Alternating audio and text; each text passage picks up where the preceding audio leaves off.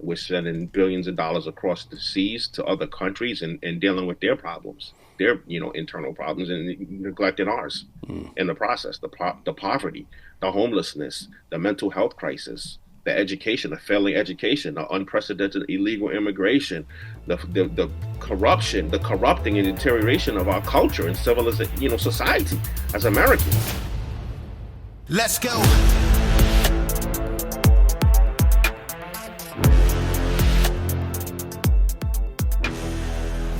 Welcome to Citizen. We've got a special guest today, Mark Fisher.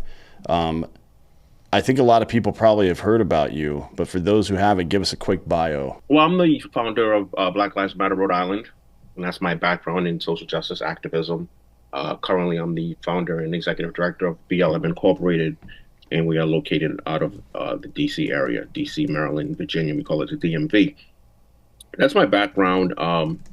You know, it's a BLM is a complex perspective because depending on what you want is what you're going to find, and what you think is what's going to actually be.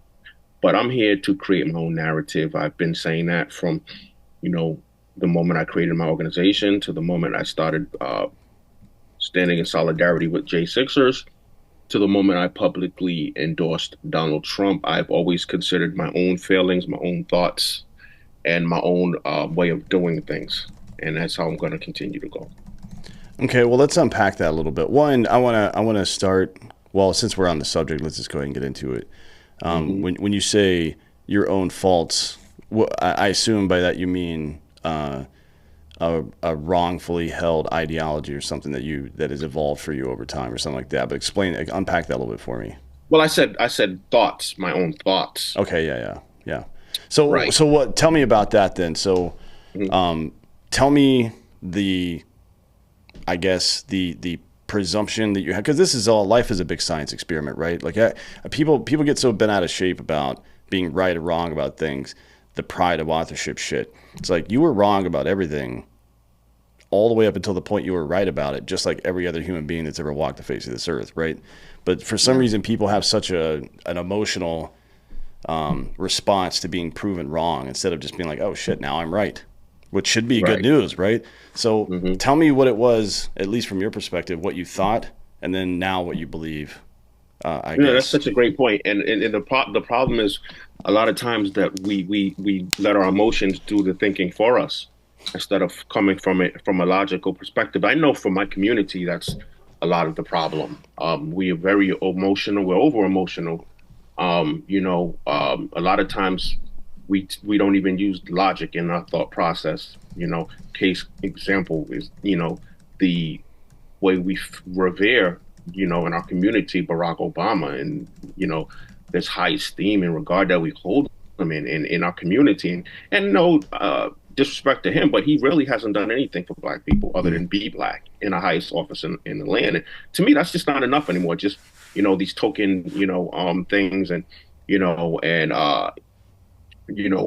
over promises and under delivering by the Democrats. We continue to go back to them, and they continue to give us the same thing, and that's insanity.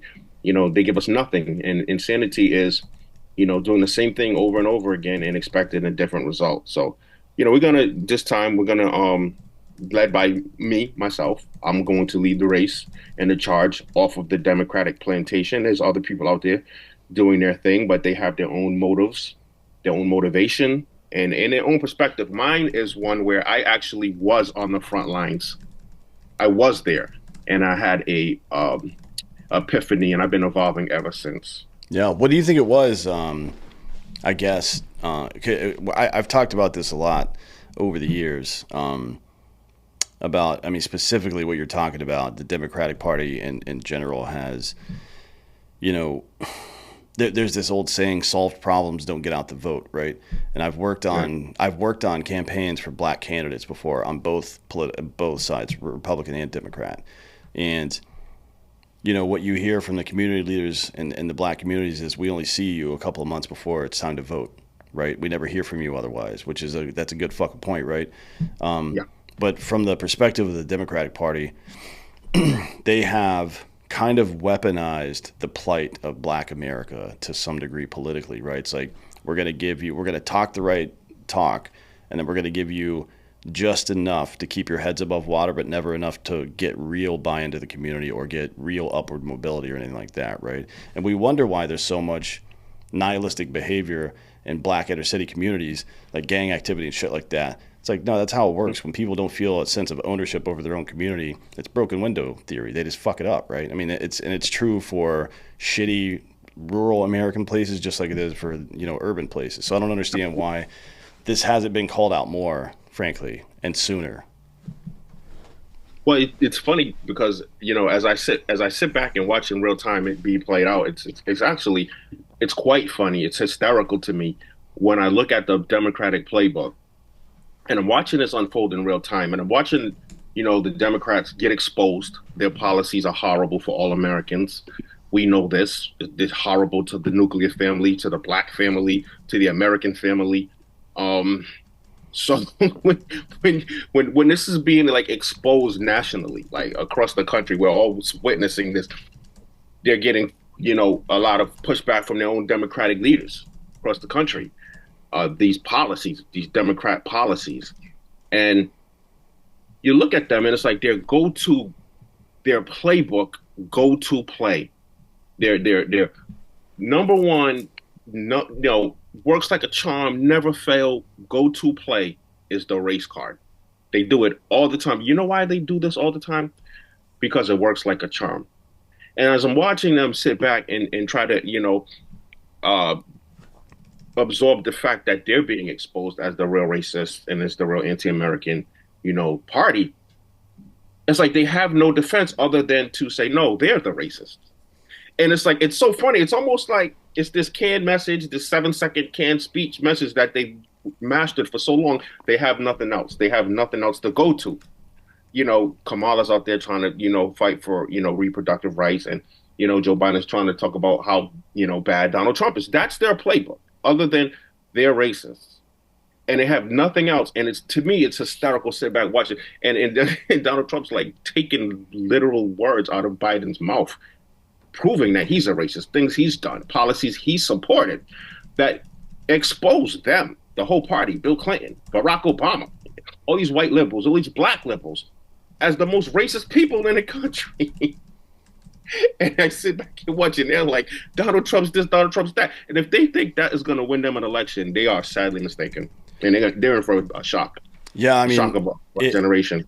It's if you actually kind of look into the history of the Democratic Party, it should be no surprise that this kind of stuff is happening, right? I mean, they are the party of slavery. Now they've tried to amend their history quite a bit over the past like fucking 15 or 20 years now to say that it was the Republicans are racist. Like the parties are different now. We switched or something like that. But like all these major policies over the years, like, there were parts of the crime bill that made a lot of sense, frankly, but not having follow up to take care of the fallout, right? And deal with fatherless homes and shit like that on the back end was a massive failure for this country. And you would think that the party who talks that talk all the time would be the ones who fucking engaged in that and fixed that problem, but they didn't. And then, this whole, the neo-gun control movement is, and you don't even have to look back that far in history to see this. It is 100% based on keeping guns out of the hands of the Black Panther Party. That is specifically where all this new neo-gun legislation came from. Scary black man with a gun. Well, we can't have that, right? Mm-hmm. And it's absolutely. Like 70% or so of the gun violence in the country that isn't suicide comes from poor black neighborhoods, right? It's like, but the left spends zero time talking about or addressing that issue, which to me seems fundamentally racist at its core, because there are actual human lives being lost here, right? This isn't some fucking political game. Like people are dying and suffering and shit like that. And, but again, like you said, it's crazy to see it. It's almost comical, but it does make a lot of sense, right? Based on their history, they've done one thing and said another. Now, I'm not sure the Republican Party is any better, frankly. The uniparty thing is a big deal in this country right now, but at least, and I've always kind of tongue in cheek said this, at least the Republican Party had the common courtesy to ignore the problem and not make it worse. You know what I mean? That's a great way, and I mean that's as real as you're gonna get. You know, it's to me, it's kind of ironic that the Democratic Party talks about this, and it's not just white Democrats; it's black Democrats who are just as culpable for the condition that we find ourselves in blue cities across the country, failing education systems, fatherless homes, no pathways, opportunities, everything, in the tank, unemployment, and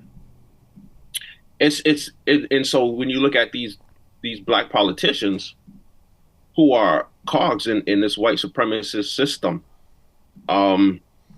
they're actually treasonists, committing acts of treason against their own community because they act like that racism is the problem when it's actually lack of opportunity, and they don't want to show us what they know.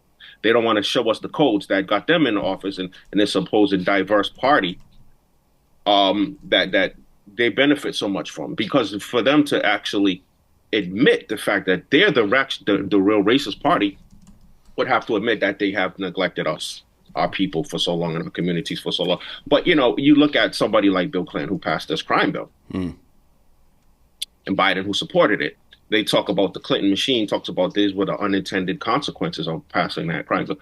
So for that to be true, he would have to totally have ignored the Prison Commission's report that said that the lopsided effect that this bill was having on black people was untenable, and something had to be done because we were going into jail at a clip of 1 out of 3. And Bill Clinton said a week before he signed that bill that the black people are right to think that there's something wrong and something nefarious when 1 out of 3 black adults are either in supervision or in prison by the government. 1 in 3. And at a rate to 1 to 100, we were being in prison for the same drug, same chemical substance, just in a different form. And you know what I mean? Crack versus powder. Yeah. And that was done specifically for the black community as well. You talk about a 100 to 1 disparity. But now when you look at, the problem when you talk about the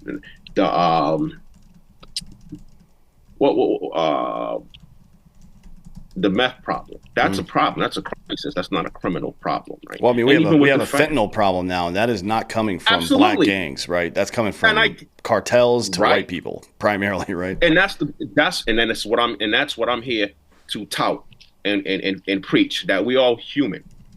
And first and foremost, secondly, we're all American.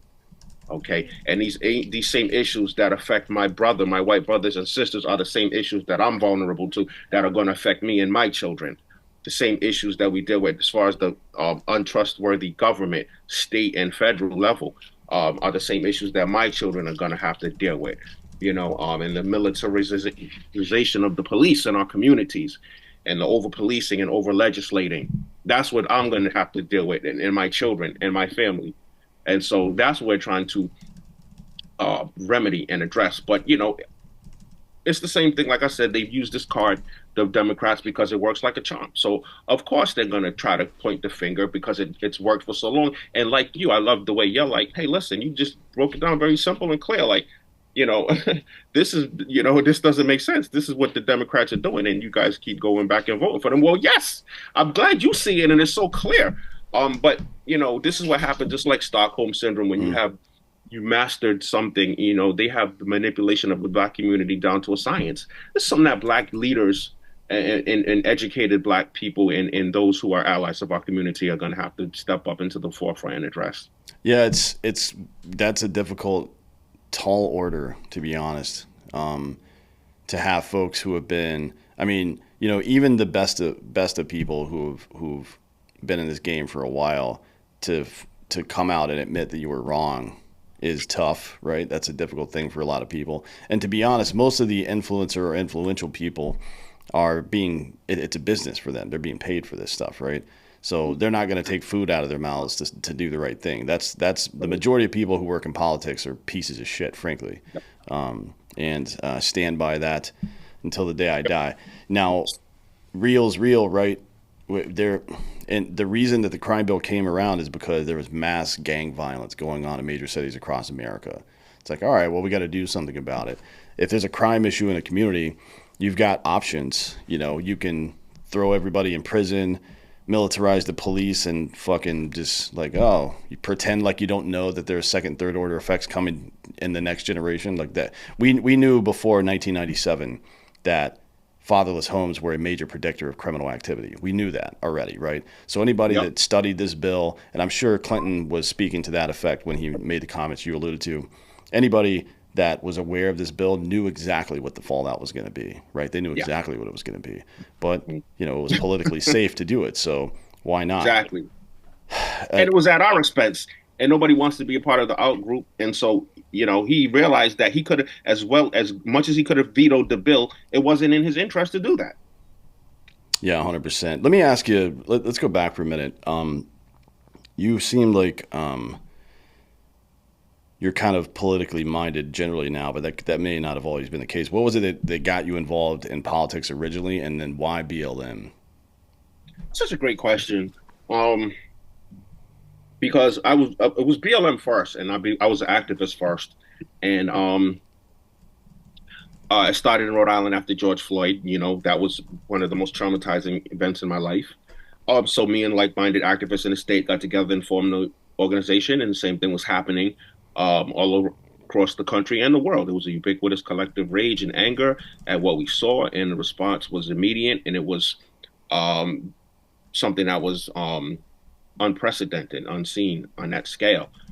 And so we know there's talks about the actual narrative surrounding what happened, but what we know is what we saw. That's what we know. We don't know about any other reports or narratives other than what we saw. And what we saw was something that we really didn't like as Americans, and we had to take a look at ourselves. We had to take a good look at ourselves and see if we were happy with where we were. And we knew there was something wrong since 2013 with Trayvon Martin. We just didn't know, how, what to do about it. We knew there was a problem. We just and a lot of my, J6 brothers and sisters, and I'm going to get to that in a second.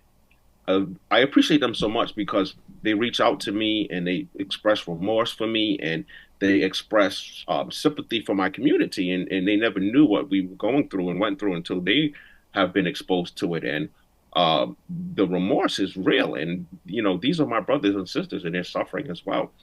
And they were as desperate as me to solve race relations. They just didn't know how, and that seems like the case. But so I formed the organization. We formed the organization, and for let's see, in 2020, and then I moved to the DMV area in 2020, late 22. Yeah, and it's been about a year and a half since I've been in the DMV area. And so I formed the after I stepped down from leadership with BLM Rhode Island, I formed the BLM Incorporated, which is an iteration of BLM. It's more of an entrepreneurship training and education and financial literacy. And we're trying to teach Black people how to, become more financially literate and be involved in the entrepreneurial aspects of the country, which is fundamentally what America is. It's an entrepreneurial nation. And I'm just, that's where my focus is, and that's where I'm going to be putting my energy, in my collaborations into. So, but while I was here, my network expanded, and I was dealing with people who were covering the J6 trials. And I just, for some reason, something told me, that's something you want to be a part of, because believe it or not, and like you said, when you take emotion out, you see things logically. And I said, this will affect me in the future and my people and my family, the way that they were just so, uninhibited in their pursuits and arrests and charges and sentences that they started passing out, like Halloween candy. I was saying, you get a sentence, you get 20, you get 20, you get 20, you get 20. And if anybody thinks that's a good idea, if anybody thinks that's okay, you're not thinking clearly and logically. Because that was not an insurrection. Nobody had a weapon. Yeah. It's the first insurrection in history with an unarmed mob. I mean, get the fuck out of here, man. Thank you. So to one of your points, I don't mean to suggest that it's easy, but we do know how to solve systemic racism. It's obvious. It may not be easy, but it's obvious. What I think when I think of solving systemic racism is solving the issue of access and opportunity, right?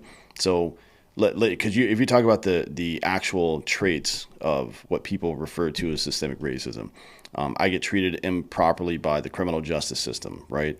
Now, most of that happens not on the street level, but in the courts, right? So somebody that doesn't have either the understanding, knowledge, access, or financial capability to secure good legal representation is going to suffer more in the courts than somebody else, right? They're going to get tricked into taking shitty plea bargains, which happens all the time, even if they're innocent on some of this stuff, just because the court will fucking the district attorneys in these places will add superfluous charges that make no sense, threaten these fucking 17 to 19-year-old kids with life in prison for some stupid bullshit, and then they'll just cop to whatever. Now they're a criminal on paper, right? Which, say what you want about whatever, but that fucks up the rest of your life to some degree, right? It definitely makes it more difficult.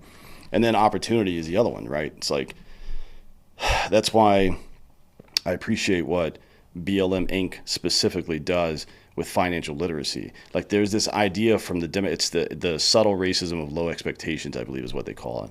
It comes from the left primarily, where there's this idea, black people can't figure out how to get an attorney or an ID or start a business or any of this stuff. Like, really? That's your fucking political position, that black people just can't figure it the fuck out? It's like, no, nobody's fucking made that part of the culture, right? So when I see people like yourself teaching this stuff to people, that's a meaningful thing to do. Not bitching, not an athlete bitching on TV about, well, we got to fucking end racism. What the fuck does that mean? End racism. And you put it on the back of your helmet. That is a complete bankrupt platitude, and it does nothing for the community. Yeah.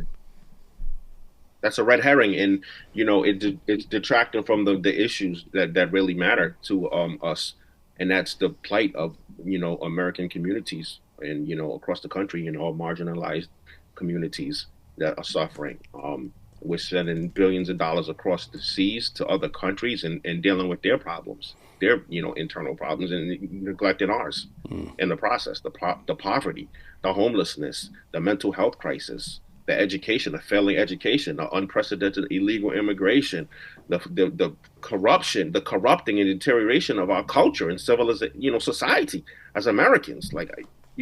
This is nothing like what I'm used to, what I grew up in. I remember growing up in a somewhat wholesome country where there was morals and standards. And, my parents, I'm from a family of pastors, and they had, at least they might not have agreed, but they had respect for their position and their stance. And they had reverence for that. And, now there's none of that. Everything's out the window. It's dog eat dog. There's no respect for the country, respect for God, respect for the family structure. There's just nothing. And so this is not what I'm used to.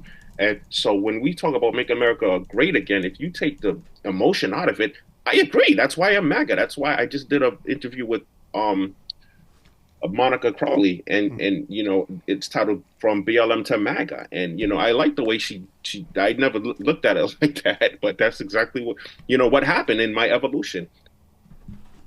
Yeah, people hear the phrase MAGA and they think of some somebody that looks like me, frankly, resting January 6th face, as my friend Tyler Fisher likes to call it. Some dude in a red hat with a beard who looks like he just stumbled out of militia camp in the woods, who's angry about life or whatever. But really, it is, from my perspective, it is. Oh my God! It's the effigy of what G.K. That's Chesterton. The media. Yeah, it's nonsense. That's what the media does. Yeah, it's that's why my friend Maj Toure calls the media the most effective devil in America, I think is the phrase he uses. But yeah, it's like propaganda is ridiculous. That's why they outlawed that type of propaganda after Nazi Germany, because it was so effective that it's no longer illegal to use it in political campaigns, because it deteriorates the mind. It corrupts the mind. Look what it had Nazi Germany ready to do as a nation. Yeah, but I think Obama signed an executive order making it legal again to do that in the U.S. Did he? No way. I can't. I know that's true. I would have to look up which one it is. But the average MAGA person, you could speak to this because you are one. Frankly, you may not be the average one, but you are a MAGA person. Exactly. They are the materialized version, the effigy of G.K. Chesterton's statement when he said, Men didn't love Rome because she was great. Rome was great because men loved her, right? Wow. And that's the difference between feeling a sense of ownership in your community and not. So when you see a problem, when you see a quote unquote out group that's causing problems somewhere, it's very easy, but also extremely ignorant and low frequency to be like, oh, that's just how that culture is or how those people are, or whatever. And it's people do that very frequently. The reality is they just don't feel a sense of ownership in the country, right? So to solve that problem, help them feel a sense of ownership in the country. That's much easier to do than 3 fucking generations of mass incarceration that cost billions of dollars and well, what the fuck was the result, right? Yeah. I mean, there's been no positive result from that, frankly. Yeah. Two things I want to address with that point, because you're absolutely right. And, it's easier to pull someone out of a ditch than to pull someone into a ditch than to lift them out of it, right? And the reason why is because it takes more energy. You have to exert more energy to pull someone out. It's easier to pull someone down, and that's what the Democrats do through their fear mongering and their racist, allegations and racist tropes and this continued, racial narrative that they use and to, continue to try to paint us as victims and, in America and, to racism and slavery and society and, and it works like a charm because the media is their tool. It's the left's tool. The media is left, and so is the Democratic Party. And so they use their best tool to continue to bludgeon black people and minorities to death. And so contrary to that, conversely, the conservatives, they're not going to beat you over the head and tell you why we're so the best party for black people. The party that actually was established to end slavery, the party that is basically for and represents things black people love the most: small government, family values, education. We don't want people snooping into our business, but they're not going to beat us over the head and tell us that. Second point: the reason why you see a lack of involvement is because they don't reach out to the black community. So just sitting back and being idle doesn't equate to outreach when you have something as powerful as the liberal media bludgeoning the community to death and telling them why the conservatives in this country are so bad, right? And like you said, to me, it's not even about the parties because they're both two, wings of the same dirty birds, as we both know.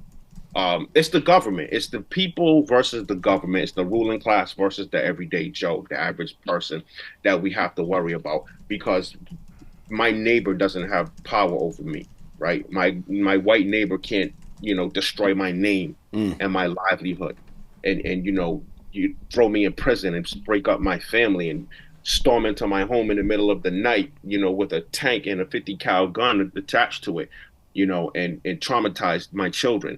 My neighbor doesn't have that power over me. You see, the government does, though. Government has that power. Yeah, that's always been. I've never understood it, to be honest, ever since I was a kid, because I grew up in a predominantly black neighborhood in South Carolina. Actually, the same neighborhood that Jesse Jackson grew up in, believe it or not. But I grew up. I never understood how, because everything about the black community, as I saw it firsthand, is conservative except for how they vote. Right? Like all the things they believe are the same shit that my family believe, which is the nuclear family and get the government the fuck out of my life. I don't want to hear from you assholes unless it's to fix the pothole that's still in front of my house. Right? Like, and you want to be left alone. You want to make your own decisions. You want to have autonomy. These are conservative principles, right? But it hasn't translated into voting, right? Yeah, they love guns, stuff like that. Yep. As a matter of fact, the fastest growing contingent of gun owner in America right now are black women. Believe it or not, which is fucking dope, by the way. It is because they want to partake in the American dream. They want to be part of the society and the culture. We've assimilated. We've been here long enough where, we are like full Americans. I don't even care what you call me, Black American, African American. There's different schools of thought on that. But to me, I'm American made. Like Nas said, American made, baby. Like, I don't know nothing else. So globally, nationally, that's all I know. Yeah, whatever America is, that's me. Yeah, for sure. Don't you love this idea that white conservatives, especially like military and first responder people, are somehow going to be like there's been this running meme over the last couple of years where it's like, oh, wait until white conservatives find out black people are buying guns. Like, yeah, that's great, dude. We're all pretty much on board with that shit. Like, we don't see any particular race as. And I love that because on The View, they were like, oh, wait, they wait till they find out you're black. And it's like they always go back to that race card. And it's like, no, wait a minute. You can't make me a victim. You can't, and I'm not, you can't make me feel bad because I choose not to be a victim. Like, you can't do that. You can't, and that's why I started BLM, to create my own narrative. Now, when you talk about conservatives in this country, right? The problem is you have people with large megaphones in this party and large platforms who do damage to the diversity. They use their platform for evil. And they target different icons, cultural icons. Now targeting an initiative is one thing. That's not a person. But when you start going after people, you're crossing the line, especially those who are held in reverence in this country for nothing but political and personal expedience. So that's the danger when you talk about diversifying this party, because it's a huge tent. And even if they don't want to outreach, the benefits of it are so appealing and attractive, it speaks for itself. It sells itself. The problem is when you have people who have these platforms who use them to alienate and ostracize people, then what you're doing is you're hurting yourself. And not only are you hurting yourself, you're hurting the country, because that power base, whatever it is, whomever it is politically and culturally significant. And you want to have that on your side, which is why I started my endeavor to create and establish allyship and collaborations with J6ers, with conservatives, with Republicans to cross the aisle, because I understand the future is in allyship. The future is in collaborations. That's the strength. That's the future of this country. Anything else is antiquated and it's bound to fail. Yeah, it is. And it's low frequency bullshit too. It's like, and I think conservatives are there's two parties, or there's two groups inside the conservative group that are holding back the progress a little bit. One is the group you're talking about, who are just retards, right? They're just saying stupid shit all the time. The other group, the other group are the ones who are afraid to talk, for whatever reason, afraid to talk to black people. I don't understand what the fucking fear is exactly. It's like they think they're going to say the wrong thing and get fucking canceled. Maybe, I have no idea. I think that's why a lot of black folk I know, every single one of my black conservative friends are huge Trump fans. And I think it's because he had the temerity just to talk directly to them and not at them or over them or around them. Just like, hey, fuck these people. Like, here are my stats. Human psychology. Yeah, it's like he just came right at people. And what it's something that the West has had a problem with lately. We don't understand machismo-based culture anymore, like Latin America, where you got to be come at me like a fucking man and talk to me like a man. If you try to do all this side bullshit, I'm just gonna roll my eyes and walk away from you. It's the same thing in the Middle East. It's the same thing in Russia. It's why we keep fucking up in these places, right? That's the Democratic Party that's doing that to us. It's taking that away. It's feminizing our culture. Yeah, the pussification of America is what it's George destroying Carlin the used to call nuclear it. family as we know it. Yeah, and then the other part you're talking about, with the racial division and stuff like that, that's all a canard. That's bullshit. Red herring, as you call it. It's nonsense. That's not a real thing anymore. Like, certainly there are people here and there that have prejudices, but for the vast majority of people, they're just trying to like live their life and be left alone. You know what I mean? Which has always been the case. So one good anecdote on this is Martin Luther King. So the FBI, for those of you who don't know, tried to convince him to kill himself by blackmailing him, right? With pictures and audio of him fucking other people than his wife. So yeah, he was doing dirt, but he was also a human man and, flawed just like anybody else, doing stupid shit sometimes. And you can choose, like this, the way I've always thought of it is you could choose to think of that negatively, or you can consider how he overcame his deficiencies to become one of the best leaders in the history of this country, right? It's like, you can put people on a pedestal and still think, well, yeah, there's mistakes there, right? Like our heroes don't have to be perfect, and nor should they be, I don't think, right? I mean, like, how do heroes inspire new heroes if the only measure of it is absolute perfection all the time? Because that's not how human beings operate. No. And you know, it's so funny because I'm gonna say this. This is the first time I've said this publicly. But I believe Trump is the white MLK. And the reason I do believe that is because, you know, he's the white version. Because he, you know, looks at people beyond their race. Like you said, he just gives it to you straight. He doesn't, you know, he's gonna treat you the way he treats everybody, whether you're a white woman, a black man, a white man, or a black woman. It's the same frequency, the same mentality, the same, you know, machismo. And so, you know, when you talk about seeing beyond someone's race, okay, so now he just judges people by the content of their character Mm, and not by the color of their skin, right? That's out yeah. the window. And then he knows how to bring people together in a very successful way, you know. So, you know, some people might say that's blasphemy, you know, but they said they've been saying that about me since I got to the DMV. So that's no big thing. I'm an independent thinker, and that's why I'm here right now where I am speaking to you, and people even care about what I have to say is because I don't think like everybody else. Mm. I'm not Yeah, afraid to think independently and differently. yeah, I'm the same. I've been very critical of Trump over the years, which has not been, it hasn't set well with parts of our audience, to be Right. honest, Hmm. because like the overspending, allowing Fauci to stay in power, banning bump stocks and stuff like that. Like there's a lot of stuff he did that I didn't particularly care for, but Well, you know, you're not alone. yeah, yeah, certainly not. But even then, like I've been pretty outwardly critical of most people on the conservative side, to be honest, because I don't think many of them are particularly conservative, frankly, except for Absolutely. like Thomas Massey. Yes. He's an actual conservative, Hmm. right?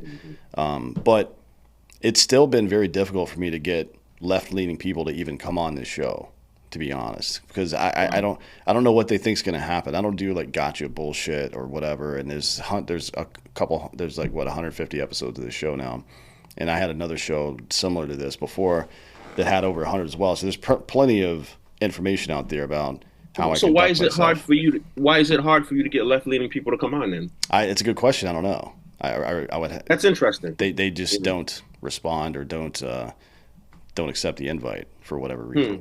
I think. Because I did fall for a gotcha moment, a few of them, Mm, you know, and the left. What they do is that's their job, and you know, this is I'm learning a lot, you know, in this space. In Trump, he calls it the fake news and the fake media. I mean, let me tell you something. I did an interview with Rudy Giuliani recently, like maybe a month ago, and you know, he's like, so you know, he's like, are you getting a lot of flack for you know your stance? And I'm like, yeah, absolutely. He said to me, this is what Black Republicans have been dealing with forever, and I said I had no idea. I just had no idea.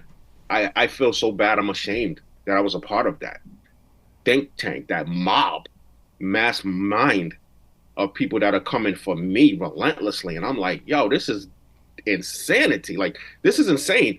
But you know, and because of that, I was so naive to it. You know, I fell for a few gotcha attempts, but I'm smart enough and strong enough where I can hold my own in any forum, you know. But it's like it was an eye opener to me. what do you Just how think? slanted, how What what slanted. what was what was the impetus? Like when did you? I guess if you think you're awake now, what was the Mhm. thing that did it? So, when making my public stance, like when I decided to like stand in solidarity with the J6ers, I said to myself, now listen, when I did that, okay, I went down to the courthouse, okay, I rallied with these people, I led prayer vigils, I had sat down and ate with Enrique Tarrio's mother, okay, with Ethan Nordine, his mother, and I converse frequently. You know, Biggs, all of these people, Jake Lang, speak with him all the time. I led prayer vigils for these people. I'm on their weekly prayer call, okay, leading prayer, involved in this community, um, outreaching in this community. And so, and I did that because it was the right thing to do. And I always made that clear. I did that because I don't take pleasure in any of my American brothers or sisters suffering in any way, shape, or form. You know, they're going through the court systems just like my people had to. We're dealing with the BS. This is why we need to come together as American brothers and sisters and citizens so we can put the proper checks and balances in place that keeping us divided doesn't afford. And so, you know, I just felt like, when I started doing that, um, I started getting pushback from people. Like, I wouldn't believe, and I'm like, oh, I'm doing this. Hello, I'm leading prayer vigils. I'm ministering. I'm witnessing to people. I'm ministering to needs, and it just complete, you know, indifference to that. It didn't matter, like because I didn't think the way they thought, and it made them mad. And I feel like it made them even madder that they could not get me to think differently. And it's so it's just eye opening for me. It's eye opening, the diversity of thought that is so discouraged in our community. To me, is the most, I would say, significant and startling thing of my whole adventure, my whole endeavor from the beginning to now, the very beginning with BLM to now, is the lack of diversity of thought in my community and the the hatred for it. That to me is insanity. That's insane. That's like fish in a barrel, and they don't see a problem with that. And I'm like, how could you not see a problem with that? And I don't understand how they don't. And that to me is the most baffling, startling thing of the whole experience. I don't care whether you're left, right, middle, up, down. If you're any one of those, that's a benefit. Who benefits when everybody thinks the same? When we all think this, who has ever benefited? Who has not ever benefited? Just go through history. And you think it's okay to continue to think that way. I'm telling you, changed my life, man. Yeah, I wonder what it is. What do you think it is that makes people so angry when somebody in their end group disagrees with them or won't accept what they're saying or whatever? I mean, I think it tells me that they're not secure in their position, right? Like somebody who is secure in their position and their beliefs, it's not going to be a problem for them that somebody else. What's the phrase? It's like my faith doesn't require that you believe in it as well, right? Right. Something like that. Well, not only that, not only is it that they're insecure about it, but what it does is it causes them to actually have to do introspection. And nobody wants to do that. Who wants to think? They said, I heard Earl Nightingale say, a man asked him one time, what's wrong with people? And he said, people just don't think. That's the problem. They don't think because thinking is hard work. They'd rather have someone else do it for them. So when you have to look at yourself and look at someone else's perspective and maybe, compare it to yours, and it makes sense somewhat, and it doesn't, it's not, now you have to take a look and second guess everything about yourself. And nobody wants to do that. So it's easier for people to say, well, he's just crazy. Like, he's the enemy. He's the outgroup. He doesn't make sense. And so they other me, right? Which is how you create the leaders.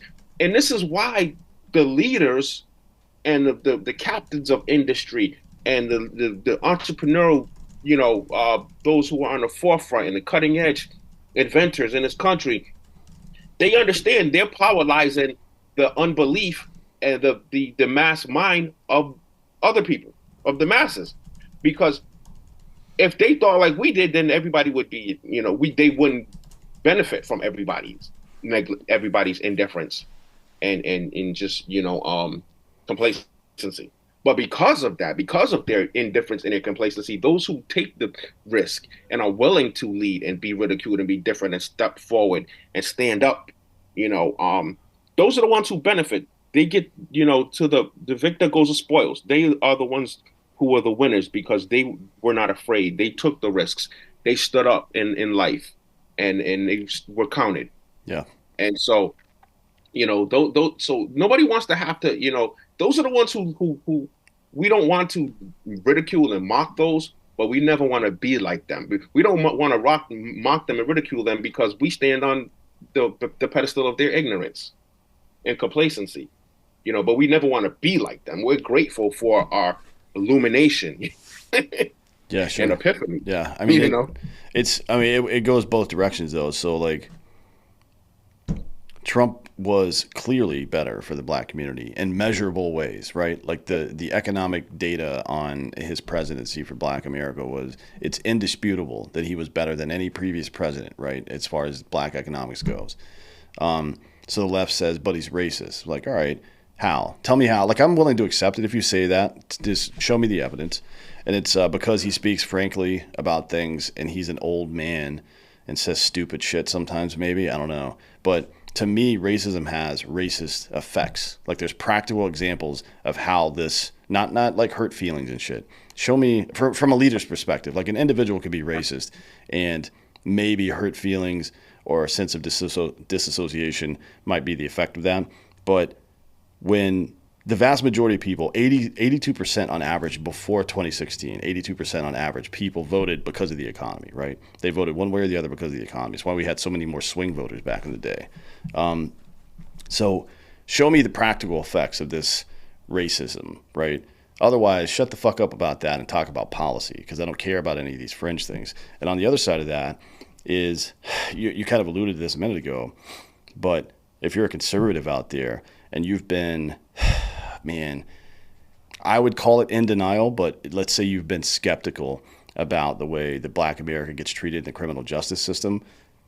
January 6th is a very good example for white people to show them what it looks like when the criminal justice system is intent on butt fucking you, right?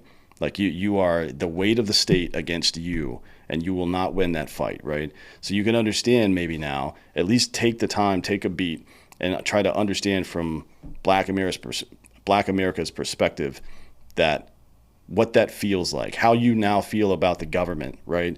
Is how Black America has felt about America as a country for some time. Not everybody, right? But a lot of people have. And it's damaging to the way we see our fucking country. and it absolutely is. And these are the conversations I'm having with the J6 community, right? That the Democrats don't have, that they shy away from, that they say, can't be solved because white people are just inherently, incorrigibly racist. I think otherwise, and I just, as much as I believe I'm not a victim, you know, I believe that my white brothers and sisters are a benefit and ally to me, absolute ally, and have been in this country from day one since black people have gotten here. You can look at the glass half full or half empty, but Democrats, they know how to use that card. It's their go-to. They've mastered it. That's their science. They put everything into that. And so that's what they use. So when you talk about you look at right now what's happening, it's so funny. Like I said, it's almost like this 8-minute message that they can't get away from. They're using what Trump said now. And actually, I was, by the way, invited to that the Black Conservative Federation event. I was invited by the promoter of it to be, but I couldn't go because I had a previous engagement with my wife. I wanted to go though, but now like those comments are the shaking up the establishment, and it's funny because it's no different than the way Trump always talks and always behaves, and it's no worse than anything he's ever said. Nothing that he's ever said is worse than anything he's ever said. But they're saying, oh, he's saying that black people. No, this is not what he said. This is what y'all saying. This is what they always say. That it's because of white people that black people can't get a fair deal. We can't get a shake. We're victims. So now they say, well, Donald Trump's saying that they can relate because he's got a mugshot. What kind of crap is that? That's the crap that y'all are always pushing. Yeah, that we are victims and that we got mugshots everywhere. Well, that's why the left has to push that narrative, right? They have to keep you in a victim mentality because otherwise you'll go out and do shit for yourself, and then they won't. Exactly. They won't be relevant anymore. You know what I mean? Necessary. And so, but you look at them and they're doing like verbal gymnastics because if you listen, you can go back and listen to what them is nothing, and they are like every news cycle is talking about his comments about, and he said literally, some people are telling me that the quote unquote that the blacks feel like because I'm being persecuted and discriminated against. They think I'm being discriminated against. That they can relate because they've been so hurt and discriminated. That was his exact words, quote unquote. You find anything in that statement that is untrue or racist, I swear to God, I'll resign from politics and from activism. But this is what they do, and they dissected that and they broke that down and they flipped it around and they did gymnastics with it and they played it on every news cycle. They blew it up. They inflated it. They slanted it. They perverted it. They did everything that the left loves to do with those comments. And like I said, I'm sitting back in real time watching this and I'm laughing and I'm saying they have nothing to offer people. Nothing. And this is the proof. This is all they talk about. Once people get over Kamala's, world tour about, abortion, they have nothing except how horrible Donald Trump is. And save our democracy from Donald Trump. Save the soul of America from the MAGA Republicans, the radical MAGAs, the racist right. And it's like, that's all they have. And it's so obvious. I'm sitting back and laughing and watching them get exposed and get uncovered for who they really are. And I'm actually enjoying it. Yeah, it's pretty funny. They have nothing to watch. I mean, it's funny and also sad and dangerous, I guess, to watch how the left is crumbling now, because I don't think, what I think will happen is that the authoritarians in the Republican Party and the entire leftist the entire leftist group in this country are probably going to become one group, new group, right? And then people who were left-leaning libertarian, people who are just conservative, all these like actual conservative people that want self-determinism, right, are gonna fucking become some new thing. I don't know what it is yet, but it'll be interesting to see how it goes. And it reminds me of like, truly, and scary. Yeah, it's a little scary, but it is what it is, man. I mean, it's not like we haven't been through this before as a country. Absolutely. We went through it during Reconstruction. We went through it again after, we kind of jettisoned the Monroe Doctrine and started getting involved in world wars and shit. We went through it again during the Civil Rights Movement. We're going through it right now. It's not that it's not a big deal. It's just like, well, we've done it before, And, exactly. We did it to start this country, as a matter of fact. And one of our founders, John, for people that are like, why don't you just tune out of this stuff and go live your life? I'll quote John Adams, the second president of the United States. He said, "I must study politics and war that my sons may have the liberty to study mathematics and philosophy." Right? Wow. So if you think like this bad news doesn't get better with time. This shit's on right now, right? So if I'm not telling you that you need to quit your job and become a full-time activist or any of that shit, but you should be aware and involved, because awareness and involvement in your own governance, as Plato said, if you refuse to take part in your own governance, you're doomed to be ruled by fools, right?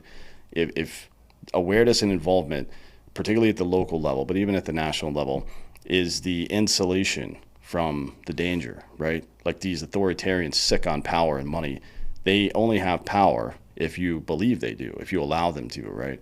If enough people capitulate to their bullshit, all you have to do is stand up and say no together.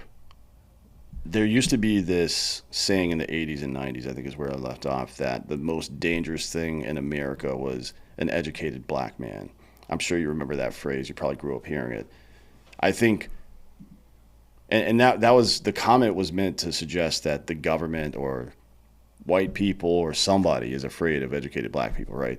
But now I think the most dangerous thing in America to these statist authoritarian turds is a black dude and a white dude hanging out together talking about how they don't like the government. You know what I mean? It's like that's the real threat to them now. It's not like one particular ideology versus another, or one particular race versus another. Now it's just like, and that's why they keep trying to hang on to this. That racial division runs deep. So they know they can keep playing that card, but they can only keep playing it if we let them. Like if somebody says some shit like that to you and you're like, shut the fuck up, dude, then that conversation's over, right? They don't have any more control over you. Absolutely. And it's funny because that's the key, and that's why the left hates me, because if since I like Donald Trump, they can't not like him. They have no reason to they can't use that racism as a weapon. And you're absolutely right. That's what they fear the most. And this is why they fear somebody like me. And this is why the left has ostracized me and Somebody told me that you know, they don't hate you, they're afraid of you because you have everything it takes to open up the eyes of other people. And so they feel like that you're a threat that has to be dealt with or addressed. And I never forgot that, and to me that it was in a moment matter of fact statement, but it to me it's much more significant than that because that's an actual fact of life that they don't want to see a white and a black person hanging out talking about the enemy is actually the government. I mean, I was on my LinkedIn and I seen the FBI looking at my profile. I'm like, I don't know anybody from the Mm. FBI. And so they're looking at my profile and they're interested in me for whatever reason. But when I began my organization in 2020, I was prepared for the worst. I led 10,000 people through the streets of Rhode Island to downtown Providence in the Capitol building, and I led that from the front. I wasn't in the back, in the middle, or on the sides. I led it from the front. I was willing to accept whatever consequences resulted from that. I didn't know I might be shot, stabbed, sniped, killed, arrested, interrogated, kidnapped. I had no idea, but I was willing to pay the price because it was that important to me. I overcame all my fears. I had to overcome my common sense. I had to overcome history. I had to overcome, everything I believed and felt about the country at that moment and my fears, to do that. And I did it.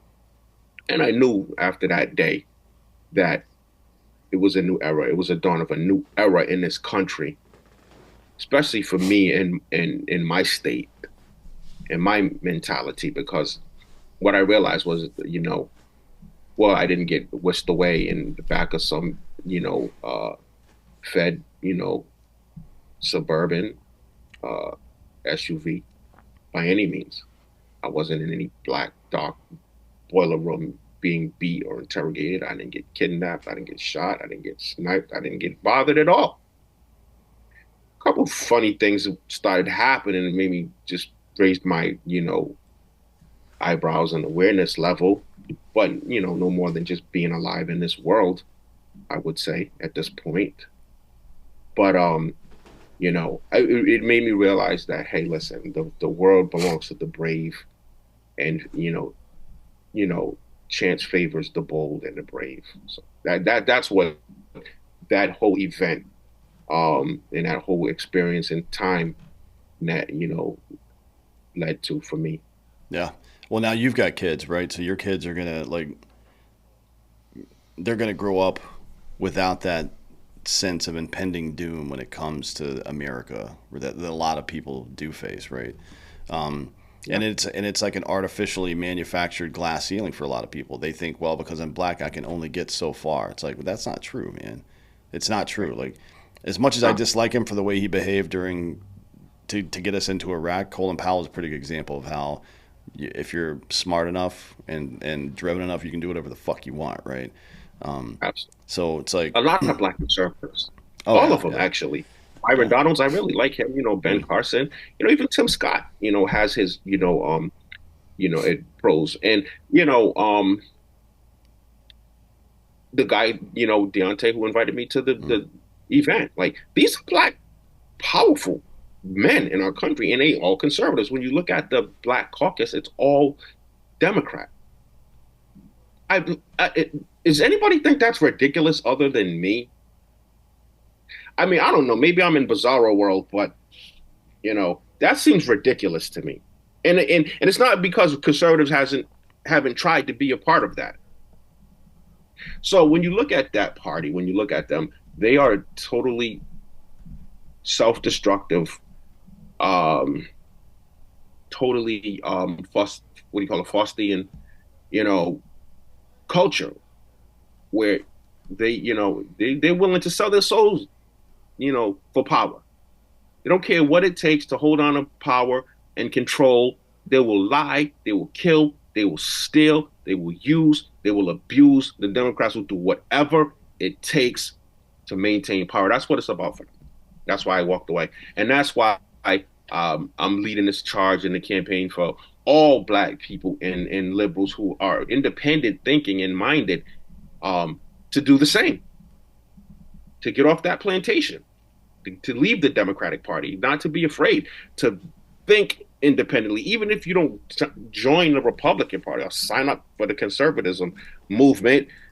Just look at the facts that are staring you in the face, that are there for you to see, from the slaves and the slave owners of people and human beings, to the KKK, which was implemented and facilitated, and maintained by Democrats, to the bill, the hate crime, the crime bill that was, could have been vetoed by Bill Clinton, but wasn't. That continued the abuse and the degradation of black people just by the Democrats. How Barack Obama, a black man, got in there and did nothing, absolutely less than nothing, for the people who needed it the most. And he's one of us. That's what that party represents. Anti-American, anti-institution, anti-human rights and humanity, anti-anything. Look how they treat these humans coming across the border as pawns. That's what they are. Yeah, it's not great, right? I mean, No. the not really my place to be offended by it, but the way that Obama used the black community to get elected and did nothing for them seemed kind of fucked up to a lot of people. You know what I mean? It was fucked up. But but I'm called out for bringing that up. Yeah. Like you can't touch Obama. But I'm not afraid. No, I'm the anti-Obama. Well, look, I appreciate what you're doing out there. I'm sure it is to everyone's benefit, to be honest. Just having the space to think critically again, I think is super important for everybody. It helps keep things decentralized. It is a meritocracy. If everybody has an opinion and you can put them all together and see which ones work, that's kind of how it's supposed to go. So I appreciate what you're doing out there. Tell everybody, before we get out of here, tell everybody where they can find you if they want to get involved with your org or donate to it or whatever the fuck else. You can go to markfisherfocus@gmail.com. That's how you can reach me, through email. That's also all my social media handles. Mark Fisher Focus. Yep, Mark Fisher. That's no C in the Fisher. If you want to know about BLM, go to blminc.org, and that's the website. Sweet. Well, look, thanks for coming today, man. I appreciate the conversation. We should do this again sometime. I hope so, man. I'm looking forward to it. Absolutely. And thank you all for listening. This has been Citizen.